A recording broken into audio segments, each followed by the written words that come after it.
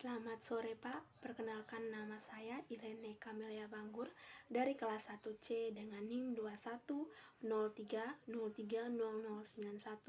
Prodi Sosiologi, Fakultas Ilmu Sosial dan Ilmu Politik. Di sini saya akan mereview buku Dasar-Dasar Ilmu Politik bab 7 tentang hak asasi manusia.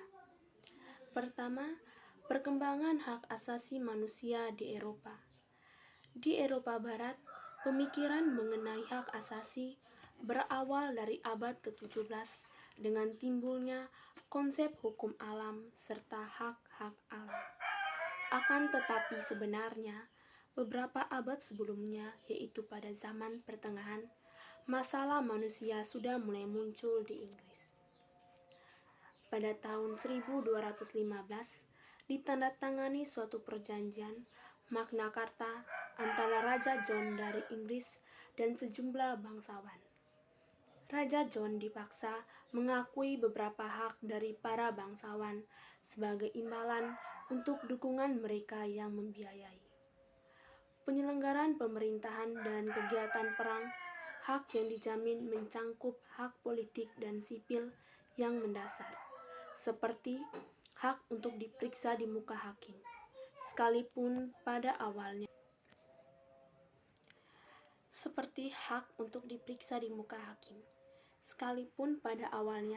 hanya berlaku untuk bangsawan. Hak-hak itu kemudian menjadi bagian dari sistem konstitusional Inggris yang berlaku bagi semua warga negara. Sampai sekarang, Magna Carta masih dianggap sebagai tonggak sejarah dalam perkembangan demokrasi Barat.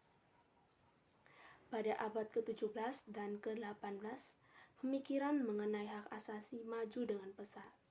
Konsep bahwa kekuasaan raja berdasarkan wahyu ilahi yang sejak abad ke-16 berdominasi mulai dipertanyakan keabsahannya karena banyak raja bertindak sewenang-wenang.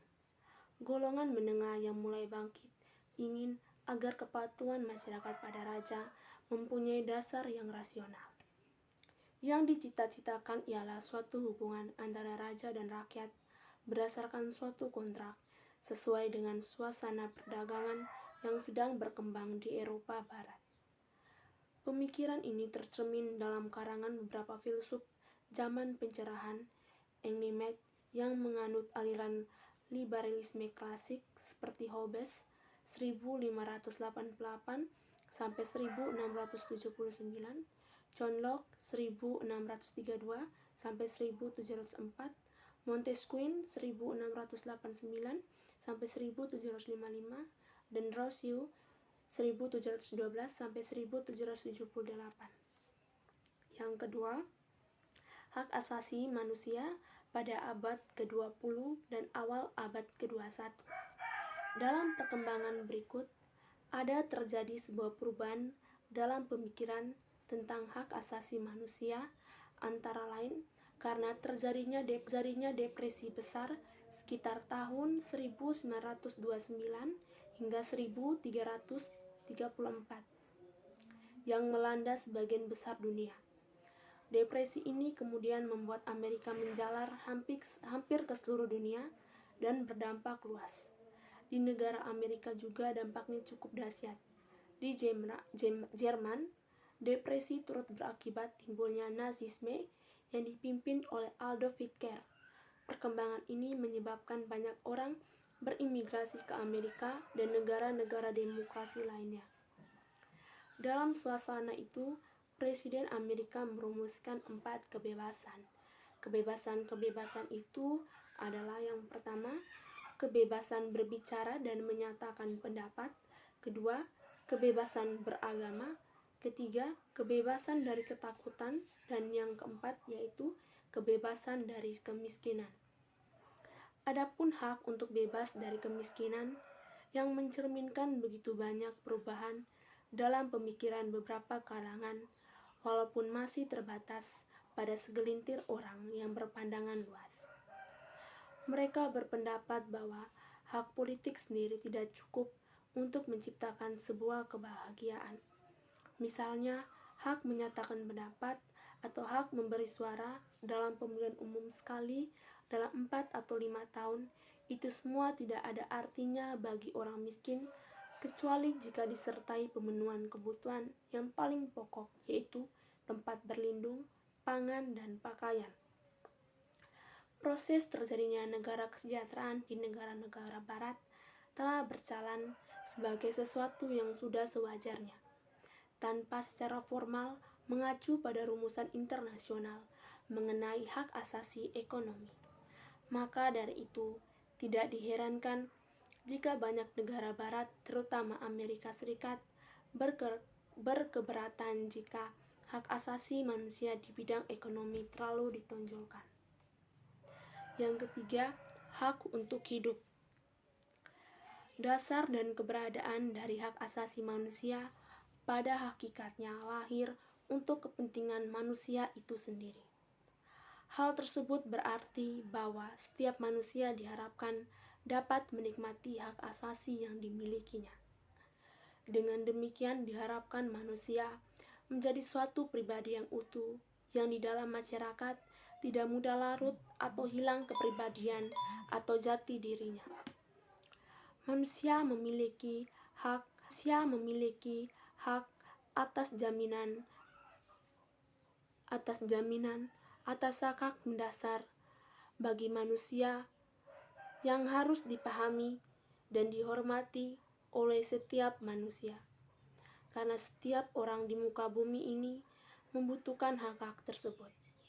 Akan tetapi, karena setiap masing-masing manusia mempunyai hak yang sama pula, dikhawatirkan konflik masing-masing akan saling mengakui hak-hak dan mengalami konflik kepentingan dengan manusia-manusia lainnya.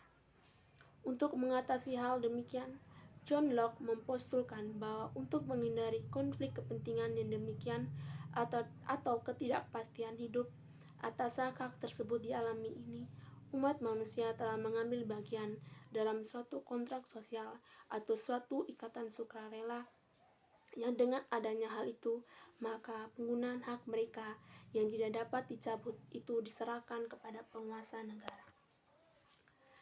Keempat, hak asasi manusia pada awal abad ke-21. Pada bagian ini, saya akan menjelaskan ada 3 bagian yang penting, yaitu hak asasi manusia di Indonesia, masa demokrasi parlementer, dan masa demokrasi Pancasila.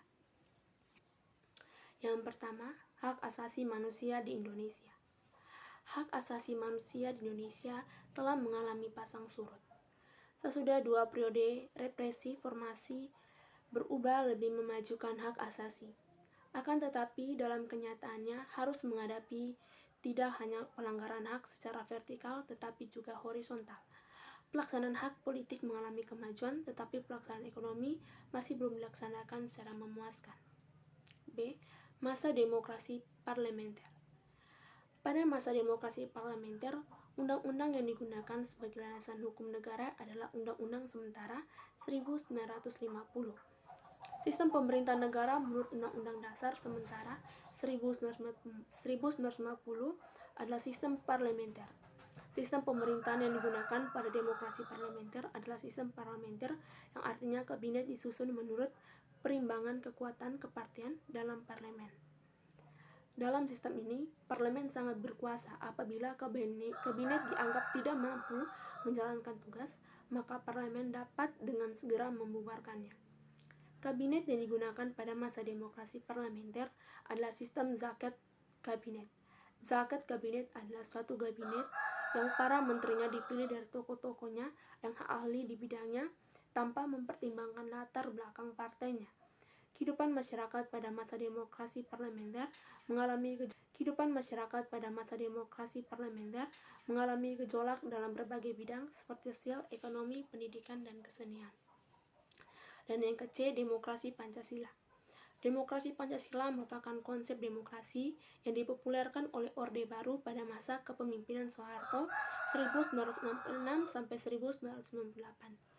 Istilah demokrasi Pancasila lahir dari konsep pemikiran yang kontra atau berlawanan terhadap konsep demokrasi terpimpin masa Soekarno. Secara tidak langsung, pemberlakuan demokrasi Pancasila pada masa Orde Baru adalah sebuah upaya delegitimasi terhadap konsep demokrasi terpimpin Soekarno. Terbitnya Surat Perintah 11 Maret pada 1966 menjadi penanda dari pelaksanaan demokrasi Pancasila masa Orde Baru. Hal tersebut sangat bertolak belakang dengan konsep demokrasi terpimpin masa Soekarno yang mengatur tentang peran pemimpin yang diperbolehkan mengambil keputusan ketika mufakat tidak tercapai. Pada 16 Agustus 1967, Presiden Soeharto memberikan pengertian bahwa demokrasi Pancasila adalah demokrasi berkedaulatan rakyat yang dijiwai dan diintegrasikan dengan sila-sila dalam Pancasila. Demokrasi Pancasila juga mengatur adanya hubungan yang harmonis antar eksekutif dan legislatif, sehingga keseimbangan yang wajar antara konsensus, kesepakatan, dan konflik akan tercipta. Oleh karena itu, lembaga eksekutif dan legislatif cenderung tidak bisa saling menjatuhkan. Baik, demikian hasil review tentang hak asasi manusia. Atas perhatian Bapak dan teman-teman, saya ucapkan terima kasih dan selamat sore.